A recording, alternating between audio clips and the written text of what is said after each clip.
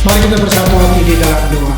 Bapa kami yang ada di dalam surga yang kami sembah, di dalam nama Tuhan Yesus Kristus, pada saat ini kami merendahkan diri, kami di hadapan Tuhan. Sebelum kami dengar sabdamu, hamba meminta kekuatan kasih karunia daripadamu, supaya hambamu diberikan roh hikmat dan wahyu, agar menyampaikan firman-Mu ini dengan benar. Dan biarlah hikmat-Mu sendiri ditaruh atas lidah bibir mulut hambamu, sehingga firman-Mu ini menjadi pelita bagi kaki kami dan terang bagi jalan hidup kami. Dalam nama Tuhan Yesus Kristus kami berdoa, haleluya, amin. Shalom alaikum Besem Amasia, saudara-saudara yang dikasihi oleh Tuhan. Puji Tuhan, pada minggu ini kita boleh bersama-sama kembali beribadah secara online. Namun sebelum kita mendengarkan akan kebenaran firman Tuhan, saya berharap saudara-saudara yang ikut ibadah ini di rumah saat ini dalam keadaan sehat, dalam keadaan baik-baik, diberkati dan hidup di dalam kelimpahan kasih karunia Tuhan. Saudara yang saat ini ikut di rumah dalam keadaan sakit, saya berdoa supaya Tuhan menyembuhkan. Dalam keadaan lemah, Tuhan menguatkan. Dalam keadaan berbeban berat, agar Tuhan senantiasa memberikan damai sejahtera. Baik saudara, mari kita akan masuk kepada tema kita mengenai kealahan Yesus Kristus. Menurut kitab Injil Matius pasal 3 ayat 17, sebuah pendekatan teologis, filosofis, biblika, dan signifikansinya bagi kita. Kita membaca, lalu terdengarlah suara dari sorga yang mengatakan, inilah anakku yang kukasihi, kepadanya lah aku berkenan. Saudara-saudara, kitab suci menerangkan dengan jelas bahwa Yesus Kristus dahulu dan sekarang adalah anak Allah dan juga anak manusia. Gelar anak Allah itu termasuk keabadian dan kekekalannya. Sedangkan gelar anak manusia termasuk secara khusus dalam dimensi waktu. Ini adalah penjelasan kitab suci. Kitab suci juga menyatakan bahwa Allah Bapa menunjuk kepada Yesus sebagai anaknya. Dan sebaliknya, Yesus juga menunjuk Allah sebagai Bapanya. Mari kita baca Matius 17 ayat 5. Dan tiba-tiba sedang ia berkata-kata, turunlah awan yang terang menaungi mereka, dan dari dalam awan itu terdengar suara yang berkata, inilah anak yang kukasihi, kepadanya lah aku berkenan, dengarkanlah dia. Jadi saudara lihat di sana bahwa Allah Bapa menunjuk Yesus sebagai anaknya. Kemudian kita lihat Lukas 3 ayat 22. Turunlah Roh Kudus dalam rupa burung merpati ke atasnya, dan terdengarlah suara dari langit, engkaulah anakku yang kukasihi, kepadamulah aku berkenan. Lagi-lagi Alkitab kita mengatakan Allah Bapa menunjuk bahwa Yesus adalah anak yang kukasihi, dan kepadanya lah aku berkenan. Sebaliknya, Yohanes 5 ayat 17 mengatakan, Yesus mengatakan bahwa Allah itu adalah Bapanya. Tetapi ia berkata kepada mereka, Bapakku bekerja sampai sekarang, maka aku pun bekerja. Saudara-saudara, menjadi jelas di dalam Alkitab mengenai Yesus adalah anak Allah. Di dalam Alkitab juga, dulu, sekarang, dan sampai selama-lamanya, Allah itu adalah Bapa Yesus. Dalam satu arti khusus yang berbeda dari hubungan Allah dengan anak-anak yang diciptakannya. Saudara-saudara, Yesus itu kekal. Prainkarnasi, dia adalah firman yang bersama-sama dengan Allah, sehakikat dengan Allah Bapa. Karena itu, ia dikatakan sebagai anaknya yang sulung, atau disebut juga sebagai anaknya yang tunggal. Mari kita baca Ibrani 1 ayat 6. Dan ketika ia membawa pula anaknya yang sulung ke dunia, ia berkata semua malaikat harus menyembah dia. Yohanes 1 ayat 14 dan 18. Firman itu telah menjadi manusia dan diam di antara kita, dan kita telah melihat kemuliaannya, yaitu kemuliaan yang diberikannya kepadanya sebagai anak tunggal Bapa. Jadi Allah Bapa menyebut Yesus itu adalah anak tunggalnya. Ayat 18, Tidak seorang pun yang pernah melihat Allah, tetapi anak tunggal Allah yang ada di pangkuan Bapa, dialah yang menyatakannya. Yohanes 3 ayat 16. Karena begitu besar kasih Allah akan dunia ini, sehingga ia telah mengaruniakan anaknya yang tunggal, supaya setiap orang yang percaya tidak binasa, melainkan boleh hidup yang kekal. Ayat 18. Barang siapa percaya kepada dia, ia tidak akan dihukum. Barang siapa tidak percaya, ia telah berada di bawah hukuman, sebab ia tidak percaya dalam nama anak tunggal Allah. Dan saudara, kita lihat dalam 1 Yohanes 4 ayat 9. Dalam hal inilah kasih Allah dinyatakan di tengah-tengah kita, yaitu bahwa Allah telah mengutus anaknya yang tunggal ke dalam dunia ini, supaya kita hidup olehnya. Jadi Allah Bapa menyebut Yesus itu adalah anak tunggalnya. Dan dia mengutus anak tunggalnya ini ke dalam dunia supaya kita diselamatkan. Saudara-saudara, kalau kita melihat di dalam Alkitab, Alkitab mengatakan bahwa dari mulut 2-3 orang saksi, tiap-tiap perkataan itu dapat ditetapkan. Matius 18 ayat 16. Nah, kita akan melihat saksi-saksi tentang kedudukan Yesus sebagai anak Allah. Kita akan melihat bagaimana mereka memberi kesaksian yang tidak dapat dibantah. Kita lihat kesaksian Nabi Yesaya. Yesaya 9 ayat 5. Sebab seorang anak telah lahir untuk kita, seorang putra telah diberikan untuk kita. Lambang pemerintahan ada di atas bahunya, namanya disebut orang penasihat ajaib, Allah perkasa, Bapa yang kekal, Raja damai. Mari kita lihat kesaksian Yohanes Pembaptis. Yohanes 1 ayat 33-34. Dan aku pun tidak mengenalnya, tetapi dia yang mengutus aku untuk membaptis dengan air telah berfirman kepadaku, jikalau engkau melihat roh itu turun ke atas seseorang dan tinggal di atasnya, dialah yang membaptis dengan Roh Kudus. Dan aku telah melihat dan memberi kesaksian, ia inilah anak Allah. Saudara-saudara, ini kesaksian dari Yohanes Pembaptis. Dia menyatakan bahwa Yesus itu adalah anak Allah karena ia telah melihat roh itu turun ke atasnya. Ia memastikan bahwa Yesus itu adalah anak Allah. Para murid juga memberi kesaksian. Murid-murid Yesus juga memberi kesaksian. Karena ketika Tuhan Yesus memulai tahap terakhir dari pelayanannya ke bumi, ia mengajukan 2 pertanyaan penting kepada muridnya. Pertama, ia berkata, kata orang, siapakah anak manusia itu? Lalu pertanyaan yang kedua kepada muridnya, tetapi apa katamu, siapa aku ini? Saudara, tanpa ragu-ragu Simon menjawab.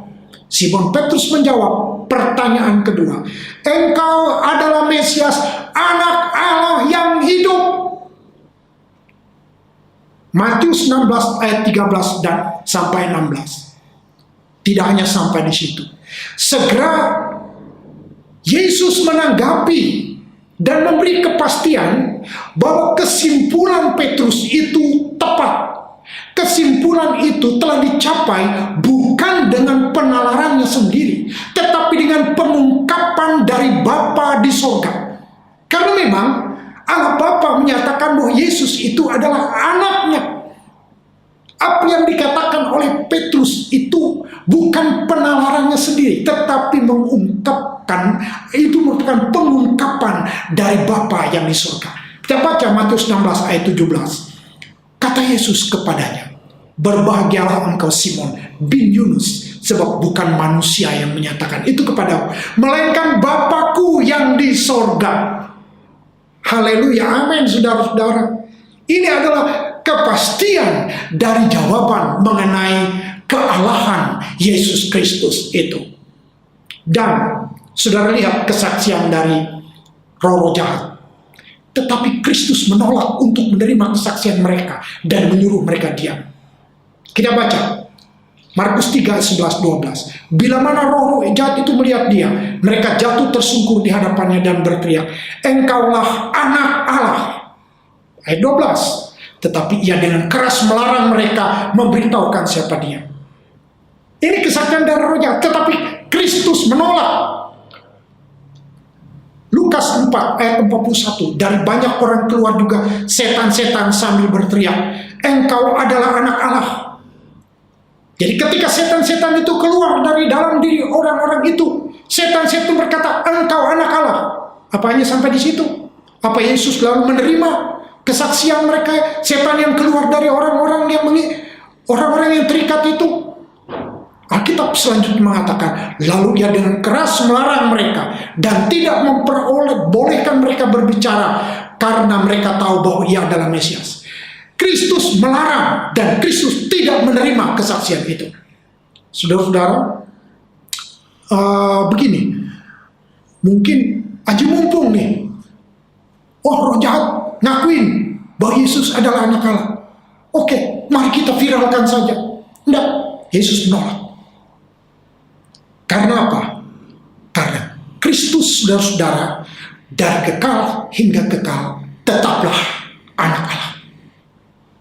Ada juga kesaksian para malaikat di dalam Alkitab ketika Gabriel menampakkan diri kepada Maria dan memberitahu kepadanya bahwa ia akan mengandung seorang anak laki-laki. Meskipun ia belum menikah, ia meyakinkan Maria dan menyatakan ia akan menjadi besar dan akan disebut anak Allah yang maha tinggi. Ini kesaksian malaikat Gabriel.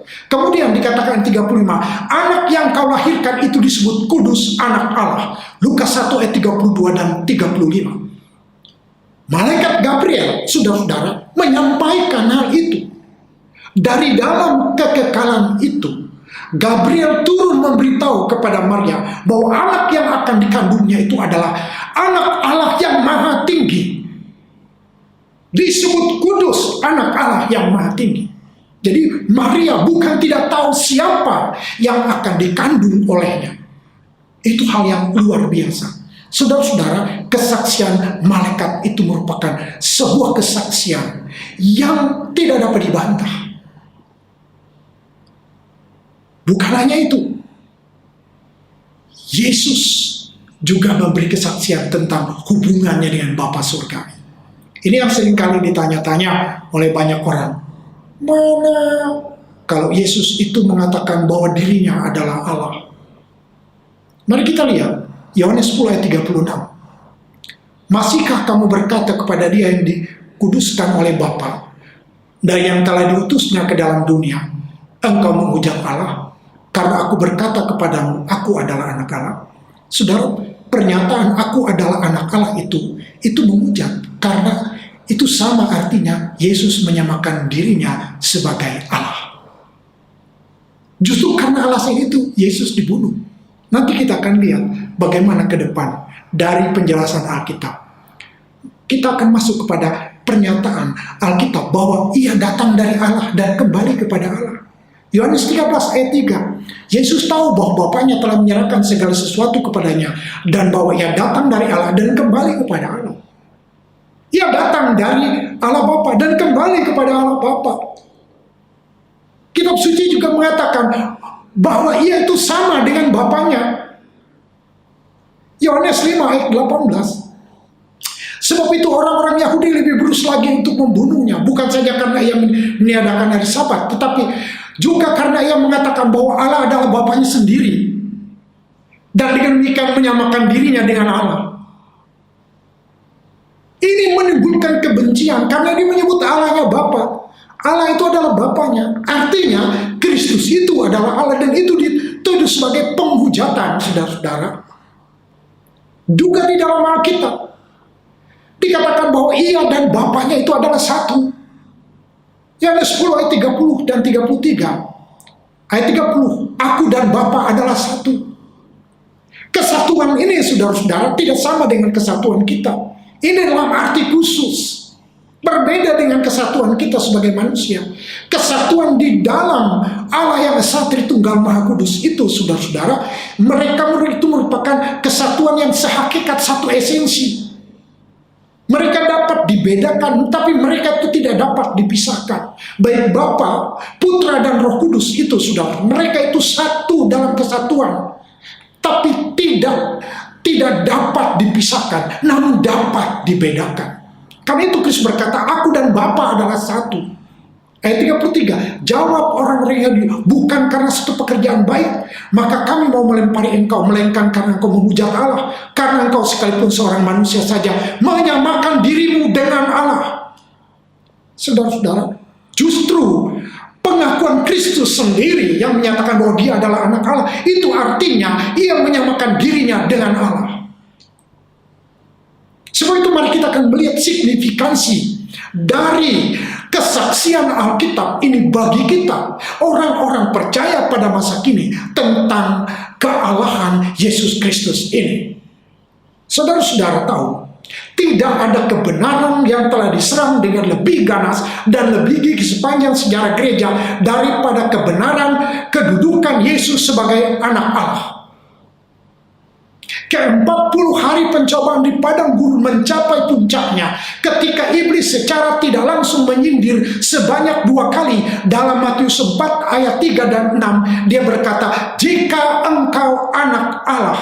Tetapi Kristus tidak tergoda, karena biarpun tetap ia mengalami pencobaan itu, ia mengutip kebenaran firman Allah dengan menyatakan, mari kita baca, lalu datanglah si pencoba itu dan berkata kepadanya, jika engkau anak Allah, perintahkan supaya batu itu menjadi roti. Tapi Yesus menjawab, ada tertulis, anak manusia hidup bukan dari roh saja, tapi dari firman yang keluar dari mulut Allah. Ayat 6, lalu berkata kepadanya, jika engkau anak Allah, jatuhkan dirimu ke bawah, sebab ada tertulis, mengenai engkau ia akan memerintahkan malaikat-malaikat, dan mereka menata engkau di atas tangannya supaya kakimu jangan terantuk kepada batu. Apa kata Yesus? Dia berkata, ada pula tertulis, jangan engkau mencobai Tuhan Allahmu. Saudara-saudara, ini merupakan sebuah pencobaan yang dilakukan oleh iblis untuk memancing agar Kristus tergoda oleh pencobaan itu. Tetapi Kristus menang. Dalam keadaannya sebagai manusia ini, ia tetap memenangkan itu oleh kebenaran firman Tuhan. Nah, kemudian banyak kali pencobaan itu diulang dalam berbagai bentuk lain. Pernyataan bahwa dari kekal Yesus adalah anak Allah berkali-kali ditentang oleh para ahli Taurat dan pemuka agama Yahudi, serta menjadi landasan bagi tuduhan menghujat Allah yang mengakibatkan ia dijatuhi hukuman mati. Saudara-saudara, karena alasan itulah Yesus itu dibunuh, karena ia menyatakan bahwa dia adalah Allah. Lukas 22 ayat 70 dan 71.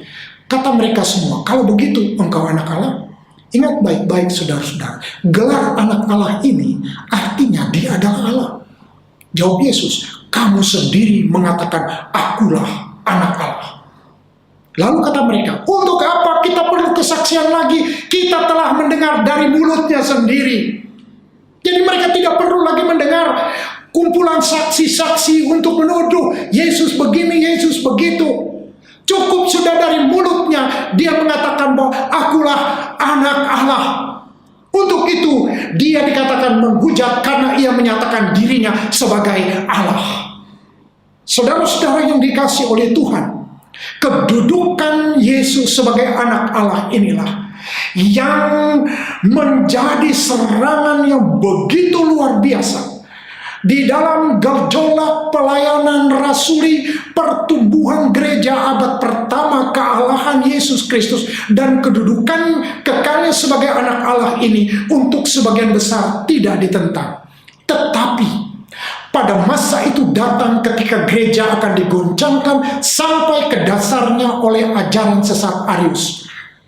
Seorang Ahrimandrit atau pendeta dari gereja Alexandria, Arius mengajar seperti ini. Kristus Yesus adalah makhluk antara Allah dan manusia. Ia lebih tinggi daripada manusia, tetapi berada di bawah Allah. Pernah Allah tinggal sendirian dan tidak mempunyai anak. Kemudian dia menciptakan Kristus yang menurut gilirannya menciptakan segala sesuatu. Saudara, kedengarannya itu masuk akal bagi para petobat-petobat yang sulit untuk memahami tentang kealahan Yesus Kristus. Mereka lebih memilih itu. Itu sebabnya sejarah mencatat, bukan hanya terjadi pertentangan yang luar biasa, juga terjadi pertumpahan darah. Tetapi Athanasius kemudian hari menjadi uskup Alexandria, dia melawan ajaran bidat ini. Sehingga Kaisar Konstantin merasa terdorong untuk menghimpun konsili gereja pada tanggal 4 Juli 325. Sehingga saudara-saudara, lahirlah pengakuan iman Nikea yang kita kenal itu. Jadi pengakuan iman Nikea bukan memformulasikan mengenai kealahan Yesus Kristus, karena dia dari kekal sampai kekal adalah Allah. Justru karena serangan yang muncul dari dalam gereja sendiri. Pernyataan itu sebagian berisi begini: aku percaya kepada satu Allah, Bapa yang Maha Kuasa, pencipta segala-galanya yang kelihatan dan tidak kelihatan, dan kepada satu Tuhan, Yesus Kristus, anak Allah yang diperanakan dari Bapa selaku anaknya yang tunggal, yang dari hakikat Bapa, Allah dari Allah, terang dari terang, Allah sejati dari Allah sejati, dan seterusnya. Saudara-saudara, kealahan Yesus Kristus dapat kita rangkum, kita ringkas sebagai berikut. Kelahirannya dari seorang perawan dinyatakan di dalam Alkitab. Nampaknya kebenaran ini tidak banyak dipertanyakan, karena di dalam surat-surat kiriman tidak ada usaha untuk membela kelahiran Yesus oleh seorang perawan.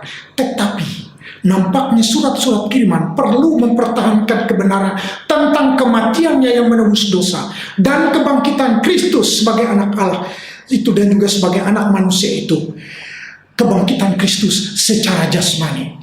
Sebab ini adalah jantung Injil. Kemudian kitab suci juga mengatakan kita bisa melihat rangkumannya, mujizat-mujizat dari Yesus Kristus tidak diragukan, bahkan oleh para musuhnya pun tidak dapat disangkal.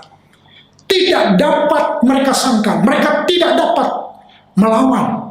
Yohanes 11 ayat 47, lalu imam-imam kepala dan orang-orang Farisi memanggil mahkamah agama untuk berkumpul, dan mereka berkata, apakah yang harus kita buat? Sebab orang ini membuat banyak mujizat.